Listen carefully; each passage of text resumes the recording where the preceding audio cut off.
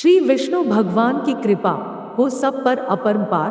कार्तिक मास का कमल करे 15वां और 16वां विस्तार। नमस्कार दोस्तों, कार्तिक मास महात्म्य कथा का 15वां और 16वां अध्याय शुरू करते हैं।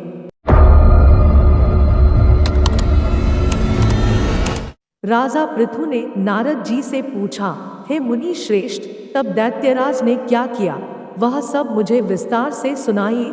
नारद जी बोले, मेरे चले जाने के बाद जलंधर ने अपने राहु नामक दूत को बुलाकर आज्ञा दी कि कैलाश पर एक जटाधारी शंभु योगी रहता है, उससे उसकी सर्वांग सुंदरी भार्या को मेरे लिए मांग लाओ। तब दूत शिव के स्थान में पहुंचा, परंतु नंदी ने उसे भीतर सभा में जाने से रोक दिया, किंतु वह अपनी उग्रता से शिव की सभा में चला ही गया और शिव के आगे बैठकर दैत्यराज का संदेश कह सुनाया। उस राहु नामक दूत के ऐसा कहते ही भगवान शूल पानी के आगे पृथ्वी फोड़कर एक भयंकर शब्द वाला पुरुष प्रकट हो गया, जिसका सिंह के समान मुख था। वह नर सिंह ही राहु को खाने चला। राहु बड़े जोर से भागा, परंतु उस पुरुष ने उसे पकड़ लिया। उसने शिवजी की शरण ले अपनी रक्षा मांगी। शिवजी ने उस पुरुष से राहु को छोड़ देने को कहा, परंतु उसने कहा, मुझे बड़ी जोर की भूख लगी है, मैं क्या खाऊं? महेश्वर ने कहा, यदि तुझे भूख लगी है तो शीघ्र ही अपने हाथ और पैरों का मांस भक्षण कर ले। और उसने वैसा ही किया। अब केवल उसका सिर शेष मात्र रह गया। तब उसका ऐसा कृत्य देख शिवजी ने प्रसन्न हो उसे अपना आज्ञा पालक जान अपना परम प्रिय गण बना लिया। उस दिन से वह शिव जी के द्वार पर स्वकीर्ति मुख नामक गढ़ होकर रहने लगा। राजा पृथु ने कहा, हे नारद जी, ये तो आपने भगवान शिव की बड़ी विचित्र कथा सुनाई है। अब कृपा करके आप यह बताइए कि उस समय राहु उस पुरुष से छूटकर कहाँ गया? नारद जी बोले, उससे छूटने पर वह दूत बर्बर नाम से विख्यात हो गया और अपना नया जन्म पाकर वह धीरे धीरे जलंधर के पास गया। वहां जाकर उसने शंकर की सब चेष्टा कही। उसे सुनकर दैत्यराज ने सब दैत्यों को सेना द्वारा आज्ञा दी। कालनेमी और शुंभ निशुंभ आदि सभी महाबली दैत्य तैयार होने लगे। एक से एक महाबली दैत्य करोड़ों करोड़ों की संख्या में निकल युद्ध के लिए जुट पड़े। महाप्रतापी सिंधु पुत्र शिवजी से युद्ध करने के लिए निकल पड़ा। आकाश में मेघ छा गए और बहुत अपशकुन होने लगे। शुक्राचार्य और कटे सिर वाला राहु सामने आ गए।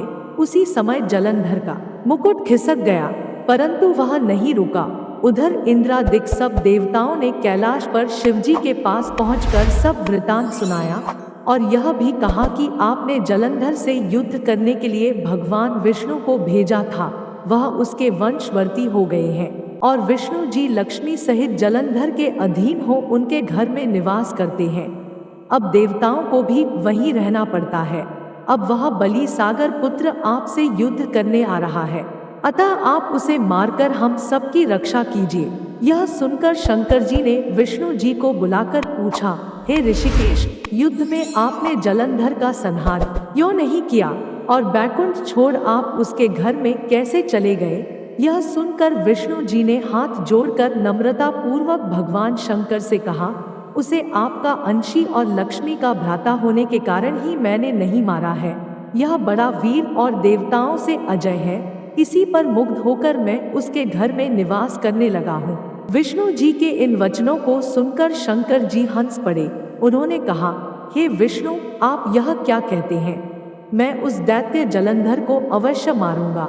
अब आप सभी देवता जलंधर को मेरे द्वारा ही मारा गया जान अपने स्थान को जाइए। जब शंकर जी ने ऐसा कहा तो सब देवता संदेह रहित होकर अपने स्थान को चले गए। इसी समय पराक्रमी जलंधर अपनी विशाल सेना के साथ पर्वत के समीप आ कैलाश को घोर सिंह नाद करने लगा। दैत्यों के नाद और कोलाहल को सुनकर शिवजी ने नंदी आदि गणों को उससे युद्ध करने की आज्ञा प्रदान की। कैलाश के समीप भीषण युद्ध होने लगा। दैत्य अनेकों प्रकार के अस्त्र शस्त्र बरसाने लगे। भेरी, मृदंग, शंख और वीरों तथा हाथी, घोड़ों और रथों के शब्दों से शाब्दित हो पृथ्वी कांपने लगी। युद्ध में कटकर मरे हुए हाथी, घोड़े और पैदलों का पहाड़ लग गया। रक्त मांस का कीचड़ उत्पन्न हो गया। दैत्यों के आचार्य शुक्र जी अपनी मृत संजीवनी विद्या से सब दैत्यों को जिवाने लगे। यह देखकर शिव जी के गण व्याकुल हो गए और उनके पास जाकर सारा वृतांत सुनाया। उसे सुनकर भगवान रुद्र के क्रोध की सीमा न रही। फिर तो उस समय उनके मुख से एक बड़ी भयंकर कृत्या उत्पन्न हुई, जिसकी दोनों जंघाएं ताल वृक्ष के समान थी। वह युद्ध भूमि में जा सब असुरों का च्यवन करने लग गई और फिर वह शुक्राचार्य के समीप पहुंची और शीघ्र ही अपनी योनि में गुप्त कर लिया।